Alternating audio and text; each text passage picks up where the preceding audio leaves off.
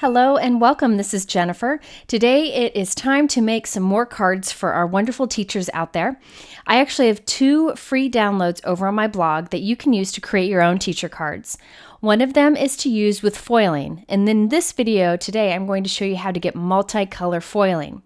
However, if you don't have what you need for foiling, I have another free download on my blog that you can just print and just create a card with very few supplies. So I will talk about that card also. So let me show you what I have over on my blog. First of all, I have these printouts. One prints just solid black and it's got an apple and says thank you. You just need to print this on any cardstock you want with a laser printer to use it with foiling. However, if you don't have a laser printer and foiling, everything you need for foiling, I do have one that prints color too. So you can get both of these on my blog.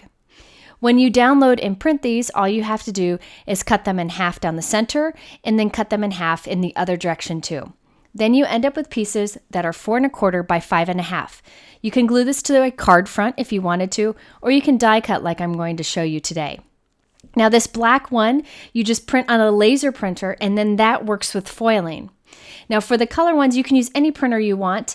Usually people have color inkjet printers, and you can just go ahead and cut these and you're ready to go with some quick teacher cards.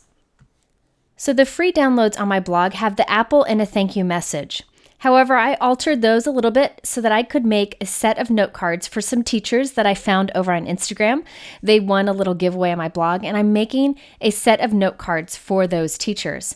This is actually what I did for Christmas for my son's teachers. I did sets of note cards just like this, but I just thought I'd share it now because I thought many of you might be making end of the year gifts for teachers.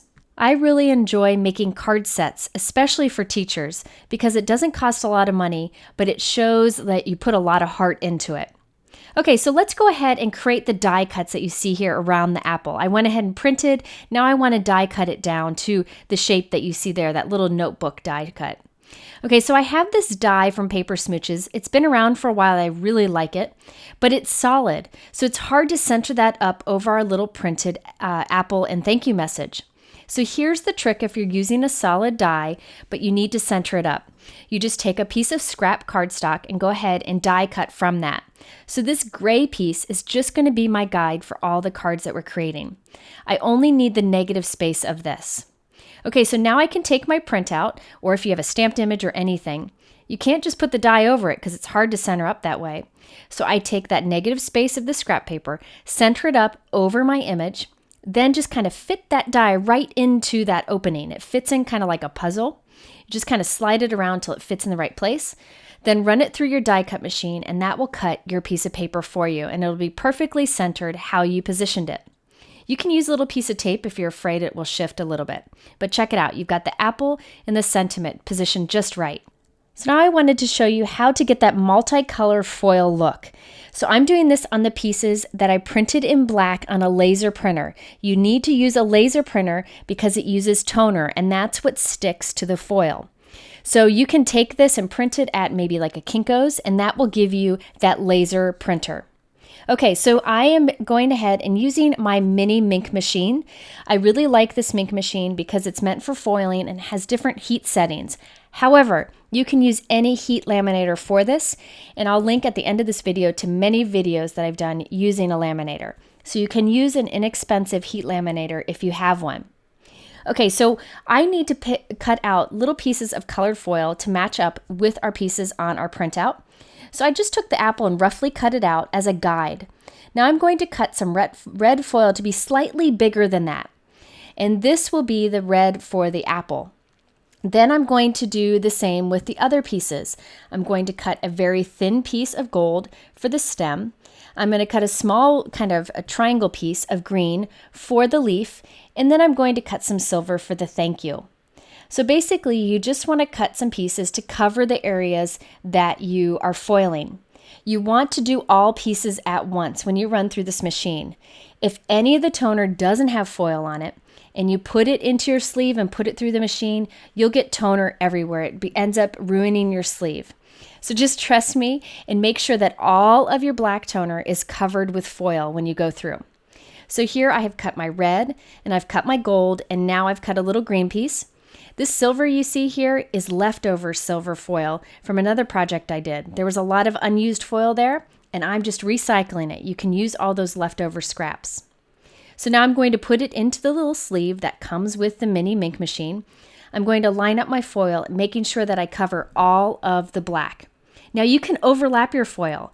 So you could just put down the red, then a big piece of gold and a big piece of green over that, just as long as everything is covered with black. I cut small pieces because I found it was a better way to really make the most of my foil. So now I'm going to run this through my Mink machine, and when it comes out the other side, we'll have some beautiful foil. Now I am using 80-pound Neenah white cardstock for this, and I found that the heat setting of 3 is the best. I find that the heat setting of 3 is the best for almost all cardstocks. If you want to save time, you could just put one piece of foil down like this, where I did silver on the whole piece, and you can just run them through that way. But I wanted to show you how to get that multicolored look, and I really think it's worth that little bit of effort. So now that it's gone through, I'm just going to peel off all the pieces and check it out. We have a multicolor foil piece. Now I am making a ton of cards today. So here's a little trick that I found. Instead of cutting out each of those pieces for each of our apples, I find it's best to hold several pieces of foil together when you're cutting something out, so you can cut a bunch of pieces at once. So here I'm cutting some red foil strips of this with my trimmer here. This is the Tim Holtz trimmer. I love this.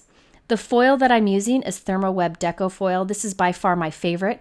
It's nice and thick, it's great quality, and comes in beautiful colors. So I've cut several strips, and I'm kind of stacking them up here. And now I'm going to take that apple that we traced around before, remember that? And I'm going to cut around that, and I'm cutting all the pieces of foil at once.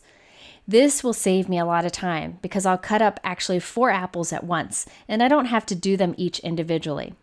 So you can cut a lot of pieces of foil at once if you're doing a mass production. So after doing all the die cutting and foiling all of the pieces, it was time to create our note cards. So I'm going to use my Misty stamping tool for this. You don't need to use this. You could use an acrylic block if you wanted to, but since I'm making so many, I went ahead and did this. Now in the Misty, there is a black foam pad. That's so it has enough height that you can use it with clear stamps. If you remove that black pad, then you can use your Misty with cling stamps because those are much thicker. So I'm removing that black pad so I can use this background cling stamp from Simon Says Stamp. I'm going to go ahead and put it into my Misty and press it down so that it's on the door of the Misty. Now I'm going to stamp this repeatedly over a bunch of backgrounds. I'm making these cards a little bit smaller. These are 3.5 by 5 inches, so just a little bit smaller of a note card, and it's top folding. I did it from a bunch of different colors of cardstock, so I could have a variety. I'm stamping with some red ink on that red background, just pressing down firmly, and there we have a fun background to this. So I did this on a bunch of note cards. You can see the mix here.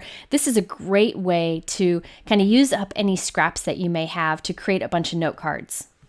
I decided to also create some with another background. This is another text background from Hero Arts. It kind of has some floating letters all over the background. I really think this one is fun and playful.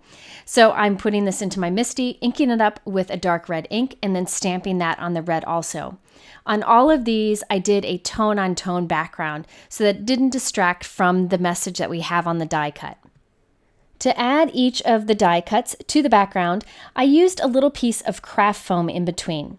So you can see this tiny piece of craft foam that I've cut down to hide behind this. I'm doing this so that it has some dimension. It pops off the card a bit.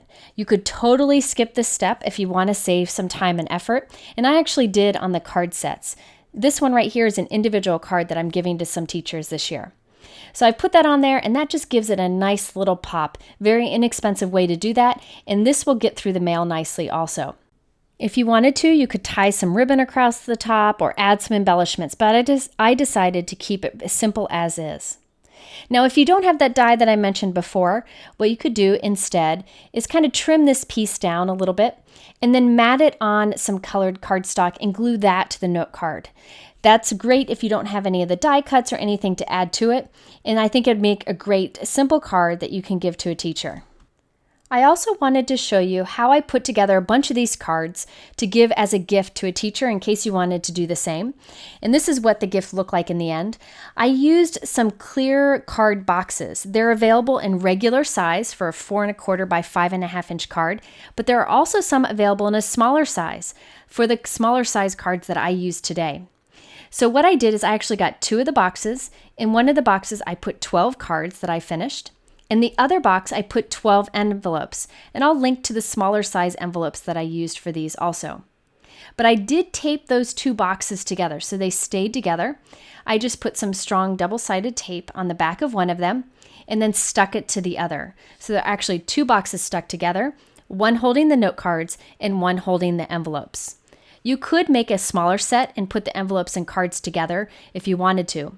You could also slip in some postage or like a fancy pen if you wanted to also. This is by far one of my favorite gifts to give to people. I do this often for my mom, for my mother-in-law. I do it for baby showers, for teacher gifts, where I create sets of note cards to give to the person. I especially like to make them personalized.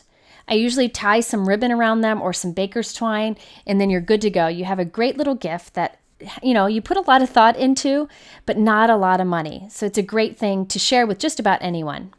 So again, you can head over to my blog to get 2 free downloads. One is to print on a laser printer so you can add foiling. The other is to print in color on an inkjet printer or any printer that you may already have. If you would prefer to have something that you can just print in color, I also have another free printable that I will link to here at the end of this video. That's over on my blog too, and you could create that instead if you prefer. If you're interested in the supplies I use, they're linked below in my YouTube description. To go to my blog with the free downloads, just click on my logo up here on the top left. In the middle are 2 other links that might be helpful. The first one that says hello there shows some tips for adding foil. The one on the right is a link to that other printable card that you can just color.